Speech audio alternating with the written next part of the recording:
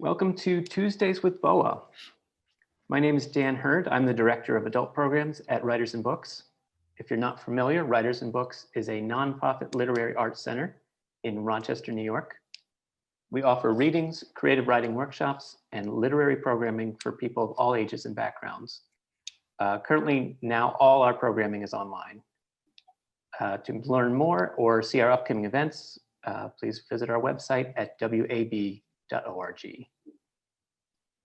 We're so happy to partner with BOA Editions tonight to bring you Rick Bursky, who'll be sharing his latest book, Let's Become a Ghost Story. First, we'll hear from Rick, then he'll be in conversation with Peter Connors, the publisher and executive director of BOA Editions. Let's Become a Ghost Story is available in our bookstore, Ampersand Books. I'll put the link to that in the chat. Rick Bursky's latest poetry collection reaches into the peculiarities of human relationships with emotional accuracy, charm, and a touch of surrealism. In poems that channel memories of brief encounters and long-lost loves through imagination and half-recalled dreams, Let's Become a Ghost Story turns nostalgia inside out to reveal the innate humor of our most intimate connections. Rick Bursky is the author of I'm No Longer Troubled by the Extravagance, Death Obscura, and The Soup of Something Missing. Originally from New York City, he now lives in Los Angeles, where he works in advertising and teaches poetry in the UCLA Extension Writers Program. Rick, thank you for being here. It is a pleasure. Thank you for having me. It's great to meet you online. Great to see Peter again. Who's hiding behind his name over there, but I'm sure he'll come up in a second. And I'm thrilled to be reading from my book. And I'm going to just jump into it and start with the first poem. And the poem is entitled Ex Cathedra. What no one knows about me is that my left ear is made of rubber. The original was lost in an accident when I was 19.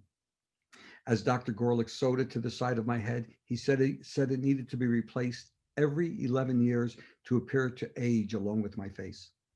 Vanity compels me to replace it every 13. A rubber ear isn't as common as you think. One president and two movie stars had a rubber ear. The actors appeared together in a movie without knowing about the other's prosthesis. Each morning, I apply lotion to the ear so the rubber doesn't discolor. Cell by cell, the body replaces itself every 7 years. It's simple science. I laid on my side as Dr. Gorlick sewed. A nurse held the air in position. Lidocaine and something I don't remember prevented me from feeling the blood run down my neck and cheek, but I could taste it and began to spit. The nurse put gauze pads between my lips and apologized. Things like this happen all the time. Someone bleeds, someone apologizes.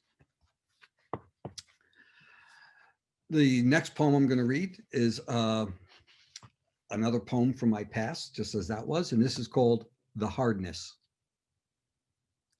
When I was 8, my sister, 16, pulled up her blouse and bra, showed me her breasts, petite white balloons with pink hats, performers in an opera buffa as the curtain rises. You can look, but don't touch. It was years before I realized how perfect they were and that I compared every breast I'd seen since to them. 11 years later, I was a soldier in uniform. A girl followed me into the men's room at the bus station at Shreveport, Louisiana. She wore a green shirt, jeans, short blonde hair, glasses too big for her face. I ignored her and washed my hands. When I turned to leave, she leaned back against the door, pulled up her blouse and bra, and showed me her breasts. For $10, you could touch them. There's a hardness to the past the future will never know. 2 days of travel wrinkled my uniform. I wanted to ask her if she had done this before. Is it the past or the future that teaches us to pray? The title, Let's Become a Ghost Story, is also titled one of the poems in the book, and I'm going to read that. This is Let's Become a Ghost Story. Let's scare each other. It's what lovers do. We owe each other that much. So why not? We've done worse. Together, we're under construction. This has nothing to do with hammers and nails. Any part of our bodies could be a soldering iron. Separate, we're the punchline to each other's joke. The other night, I saw a woman run naked from a house across the street. I wanted her to be you, fearless, warm flesh steaming, glowing in a cold mist. You can be suffering and I can be sugar, or you can be sugar and I'll be suffering. It's up to you. The more we collaborate, the more frightening we can be. Let's practice naked under the white sheets. Let's take turns pretending to be the wind, slip out through an open window. Let's steal things. You steal the daffodils from the graveyard. I'll steal the plastic rabbit from the neighbor's yard and finally be good at something. That's the scary part. Are you frightened yet? It's an emotion that must be constantly relearned, like biting your tongue or mine.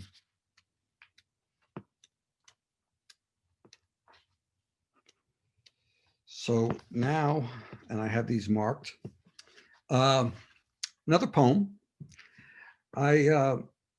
This book has a lot of what I refer to as surrealist love poems, and don't let the word surrealist fool you, because I think they're quite real. But anyway, this poem is entitled, "This is Another Version of Heroism," and it's written for my friend Becky, who I think is somewhere in the audience, and it's written in 2 sections, and this is one. I was married to a porn star for 8 years, though we separated after 20 months. We never saw each other after that. This was after the army years and before college. She taught me that grief and depression are not the same thing. She taught me the heart has an ego. I taught her that you can be honest and not tell the truth. To be married to a porn star is difficult at night. Now let's talk about where the strength to get out of bed begins. We had become battle blood and dread. In the morning, she was just another young wife who slept in men's pajamas and said thank you when coffee and cereal were waiting in the kitchen. You have 2 choices in life, to rise or not rise. It's not as easy as you think. 2, her body was an actress, condensation floating above a river after sunrise, or the river lying below the condensation, depending on whether she was the antagonist or protagonist. Over breakfast, she said she was leaving. I think I replied with a simple okay, though I might have just sobbed. On our last morning together, she gave me a box of pencils and printed with my name. This was before I began writing. Sometimes I pretend she's married again. We've become friends and has twin girls with freckles thrown in their faces. Sometimes I pretend I'm an unmarked grave. Everything I know about absolution tells me this is inevitable. I never used the pencils until today when I sharpened all of them down to nubs. She would be flattered by this. Everything was a compliment to her. Even my name, a pile of shavings in a silver cup.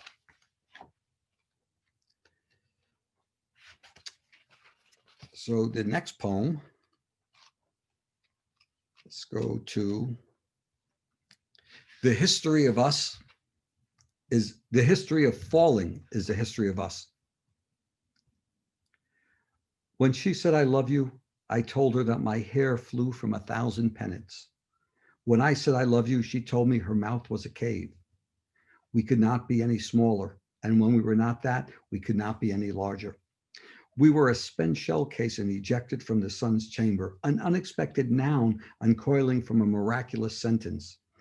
Sometimes we were drool sliding down the gargoyle's cracked chin. She was pleased by all of this. I was ambivalent. Simultaneous orgasms turned our eyes into fluorescent orbs. She was pleased by this too. We created rules, a who, what, where to calm us, and a who, what, where to excite us. And always the good night smell of our bodies in the morning, a tinge of rope burn and melted wax. Yeah, you could tell I'm really just an old romantic at heart. And this next poem is The Science, and it's for another friend, Lara. I told her a swarm of bees flying from my mouth doesn't make me a monster. She told me being mistaken for a prostitute is resume worthy. My tongue, I said, was a formidable weapon, but not in the way you'd think. Her next confession was that ice had formed on her learning curve. Once past the small talk, we traded blood-stained hearts. Then came that dream. A raccoon was sitting next to me on a bus and showed me photographs of her that he carried in his wallet. That makes no sense, she said. Raccoons don't carry wallets. Interesting that she didn't mention the bus. We had yet to decide which causes deserved our sympathy. Everything from flying monkey rescue to clean water in Uganda was on the table. But now I'm getting off the subject. We made love in a lightning orchard. We pretended we were in hiding and slept in the closet. She drew a map on the bottom of my feet in case I got lost. Yes, being broken is heroic and glorious.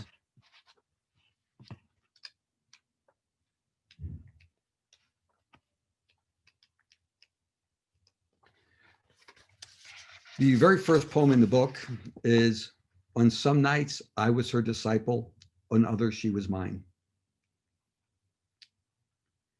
She danced for tips in a bar across from an oil refinery. I drove a tow truck. This was the years after the army and before college. We shared a pay-by-week apartment. We were phobias. We were condensation on a window waiting for a finger to write. There was something satisfying coming home with grease on your hands, I told her. As I shaved, she sat on the toilet and asked, "Can I pee in front of you?" Most breakfasts were a slice of toast folded over bacon or a fried egg, coffee, black. "You never make me laugh," she said, standing at the sink, scrubbing stains out of her panties and bra. Nights I practiced telling jokes while sitting alone in my truck. She made small circles in the palm of my hand with her thumb while we watched television. There was a dartboard on the bedroom wall. Sometimes we played from bed. I was never sure if the money she gave me to buy work boots was a loan. There was something satisfying coming home with grease on your heart, she told me. We were a continent of dust. The lights held us in their teeth.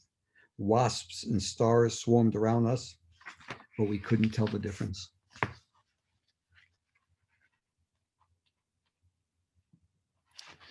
Okay, let me look for.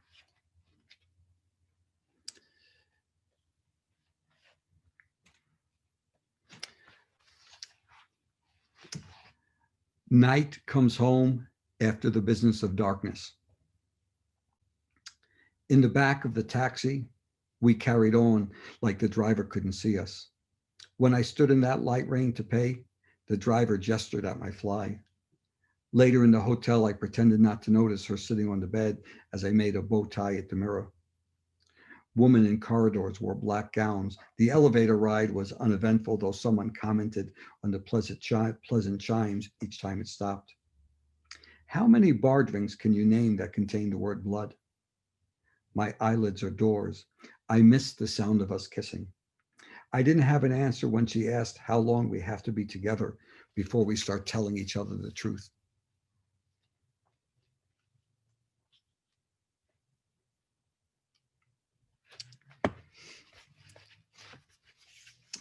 The next poem is called The Super Mundane.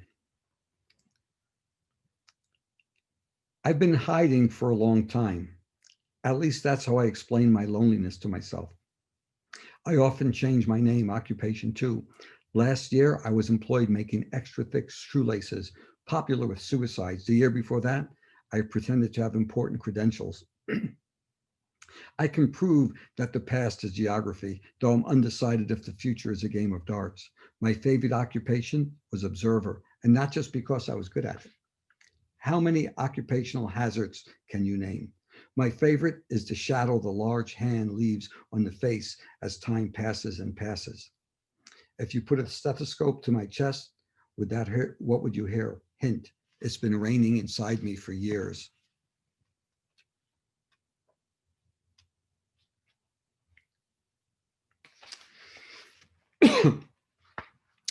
I think I've got a few more minutes here. So, poem is called The Journeys. My brother cried when I told him our older sister was killed at sea commanding a submarine. He was 6. When she joined the Navy, our parents were angry but secretly proud. After her death, they put the photographs of her in black frames. Years earlier, my father hijacked a truck. My father found prison and came back years later. My sister found the bottom of the ocean and never returned. The past strolls like an old man with his hands behind his back. I don't remember crying when my mother told me it would be years before I see my father again, but I'm sure I did. You could write the history of a family by what's missing. You can tell where all the photographs once hung by the unfaded rectangles of paint.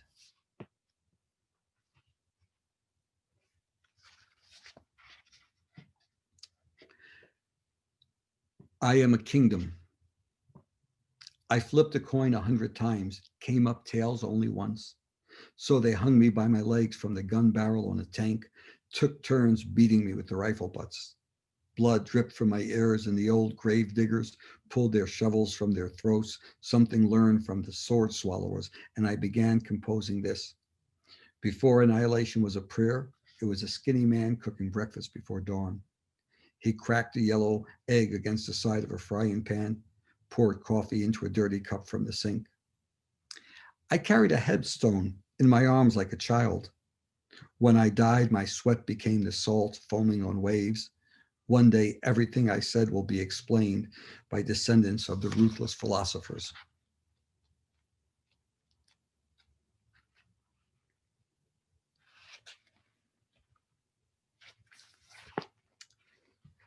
Somewhere along the learning curve, I was the heart of a spider attacking a fly. I was at sea, a lifeboat without survivors. Ants crawling along my finger caused me to sob. For years, I believed these facts compelled her to love me. Now I know better. I was her favorite riddle that she stopped trying to solve. Soon we pantomimed lovemaking, and our moans hissed and stuttered like a choking engine. When she said I was her Sisyphus, I replied, wait a minute, I said about you first. A man has to know when to call it quits. Going forward, I'll attempt excuses before apologies. It doesn't matter which of us said I love you first or who changed their mind. These things happen. The point is, I have copious notes to study from our years together. I only forgot the first rule of fire eating once, to slowly and steadily exhale before closing my lips around the flames. Am I still good for time?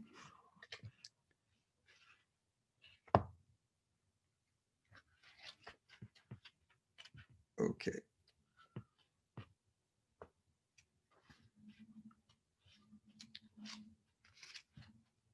The great teachers.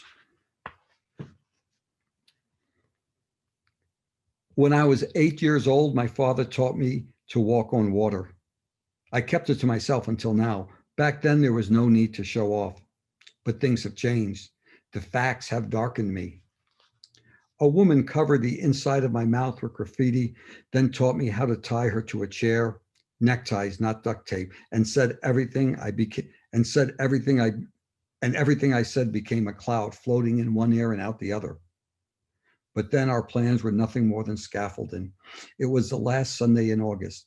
Early morning, the lifeguards were at breakfast, sitting in the booth beside the window, eggs, bacon, toast, orange juice, and coffee. Imagine my father walking behind me, like when he taught me to ride a bike. Imagine him reaching into the ocean as I sink. Imagine it's too late.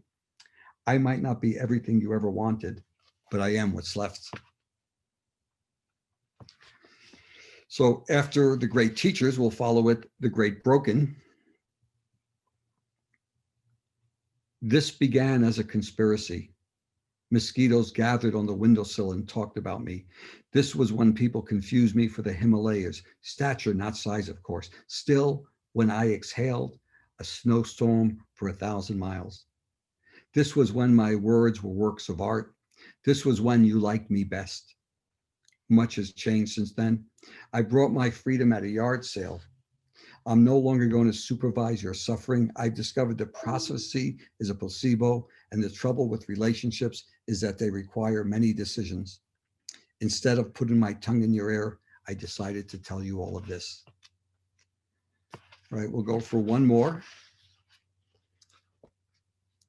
And this poem is called The Juggernaut. A man convinces himself he is a fact, grounding his place in the world until the weather of years chip away at him from the inside. He begins to wish he were a fish dragging water across the ocean or a cloud pinning the sky to the ground, labors a man could be proud of. For 3 months, my mother coughs through the night, convinces herself she's going to die, tells him, I'm going to be with your father soon.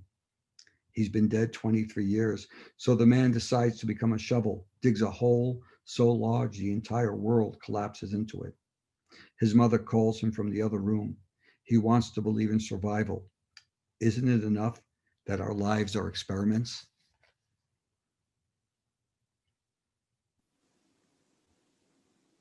Thank you so much, Rick. Can you hear me okay? Yes, thank you. All right. Thank you for listening. Yep. Yeah, that was wonderful to listen to. As you were reading, I jotted down this line and I thought, after all our discussions about the book title, this line, descendants of the ruthless philosophers, just jumped out at me from that reading. I thought, did we have that down as a potential title? It was. It was.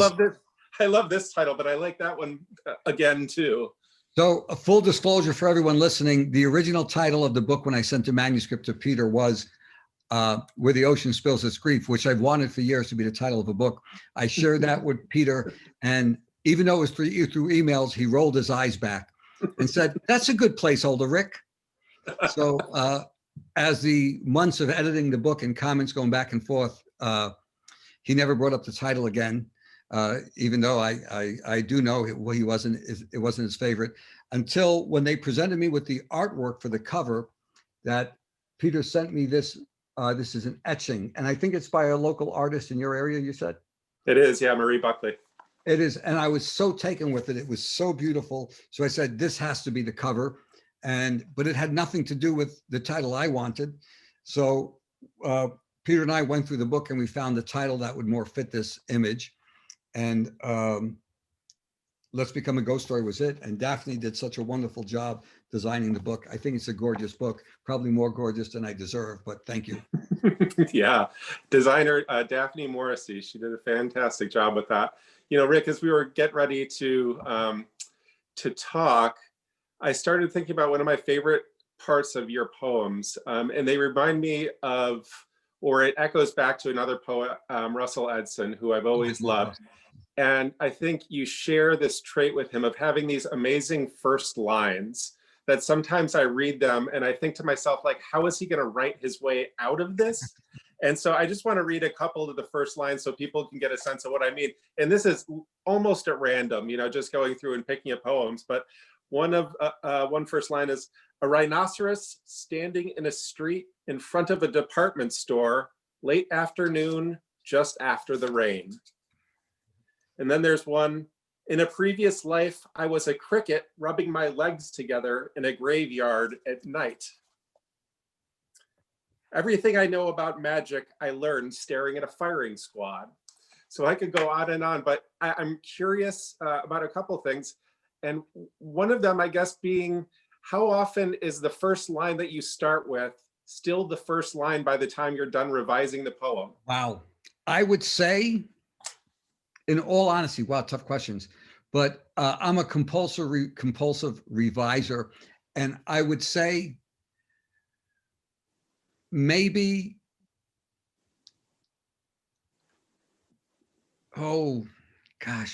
maybe let's say half the time.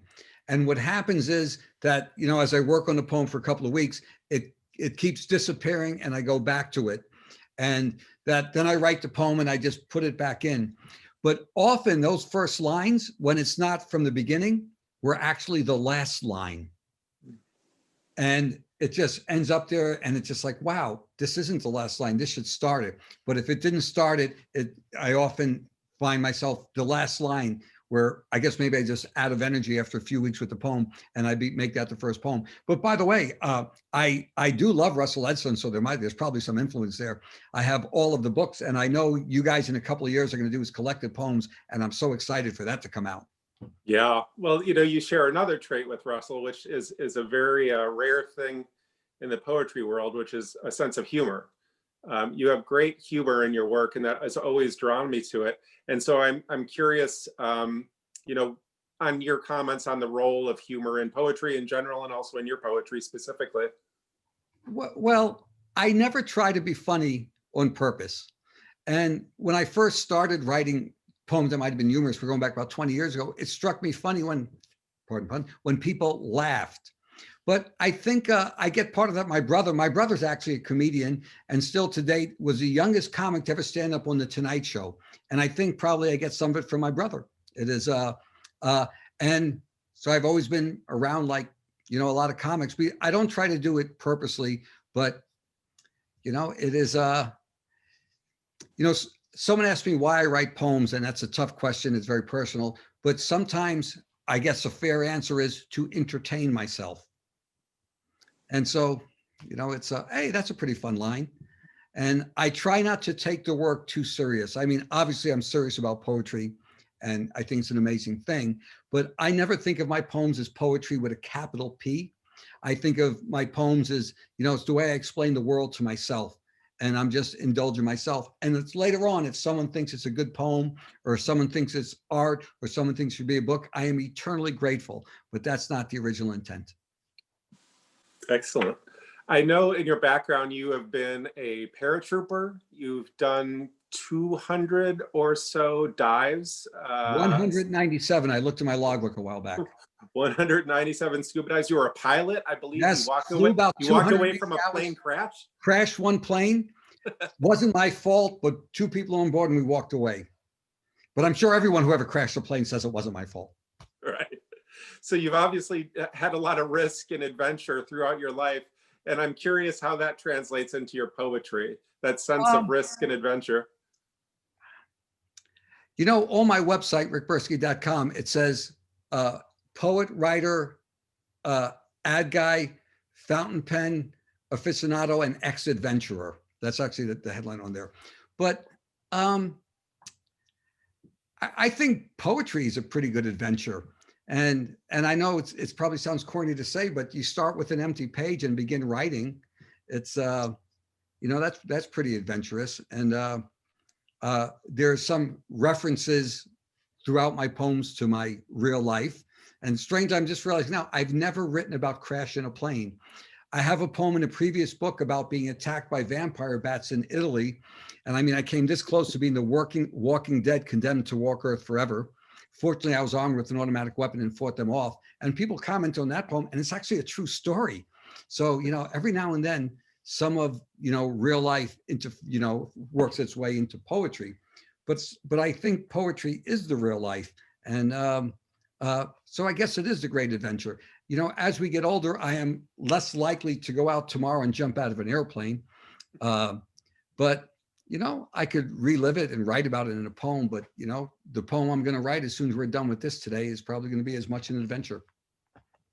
I always love when people convince me, like, you know, how safe jumping out of a plane is. Oh, you know, and there's like statistics about how safe it is.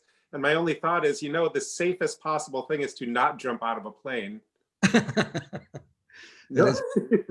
I have a poem, and I don't even remember now if it's in this book, about and I saw thousands of jumpers being a paratrooper in the 82nd Airborne Division, and I saw two men fall to their death, two jumpers. And out of the thousands I saw, you speak of statistics, they were on the same airplane. Ooh. Yeah, I mean, see, so much. This is the thing about statistics. Yeah, they were on the same airplane. Rick, we have a question that somebody typed in, and this is from Allison. Hello, Allison. Rick, how do you settle on poetry as opposed to flash fiction or short stories, for example? Your poems are so strongly narrative, albeit replete with surprising, arresting images.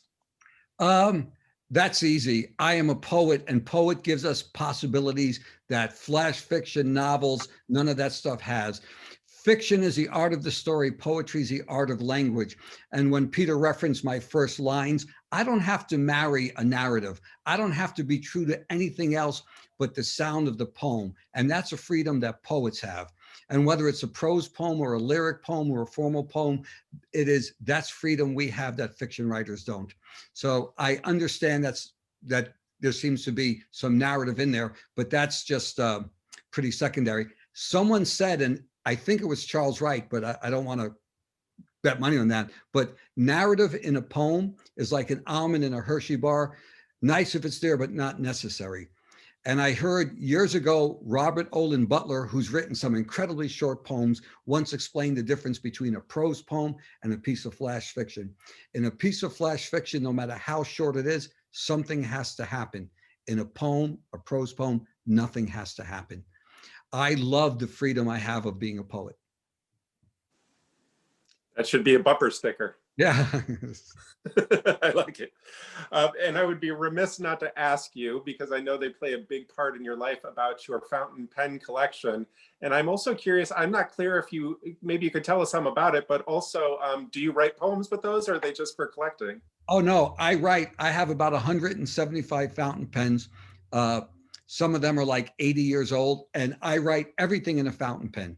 The first couple of drafts of the poems are in a journal, hardback. Most of the time, they don't make it into the typing, but I type on my computer and sometimes revise.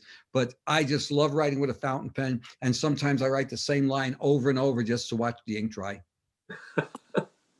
They're beautiful. What's your favorite one right now?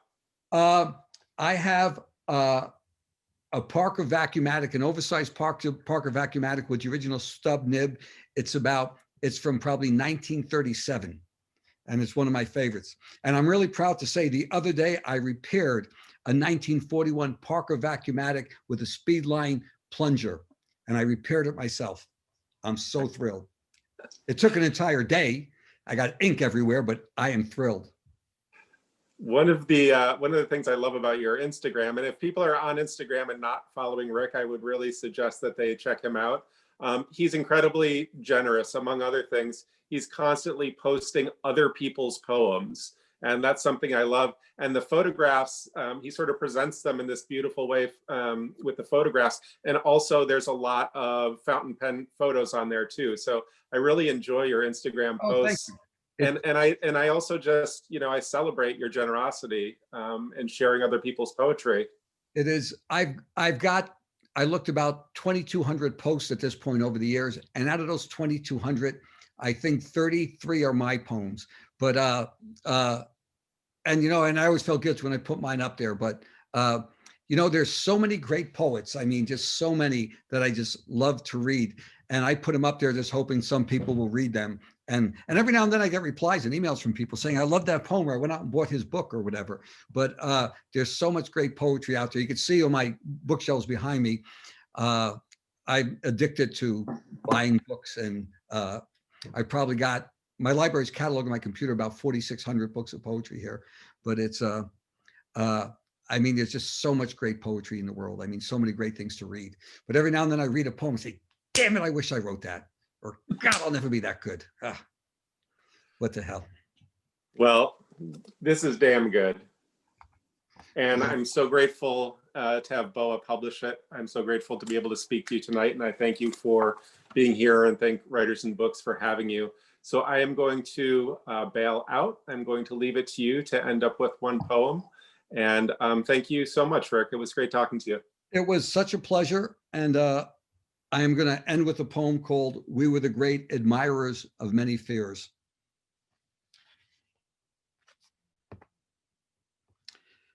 This was the night of scar-pocked sky, the night gravediggers pledged to dig 3 holes each day for as long as necessary, and then 100 men drowned. The ocean no longer found the need to exaggerate. Its giant shadow resembled a sinking ship. The mountains in the distance were on fire. The lovers would have to find new places to rendezvous. At the end of the day, we opened umbrellas to keep the ashes off our shoulders and walked home resembling a colony of red ants. This is how a line drawn on butcher paper becomes a dangerous threshold to cross. We were experienced, knew how to find new things to be afraid of. Even the most ordinary future is relentless. Sooner or later, we would be tired again and forever, and then that too would end. Thank you so much.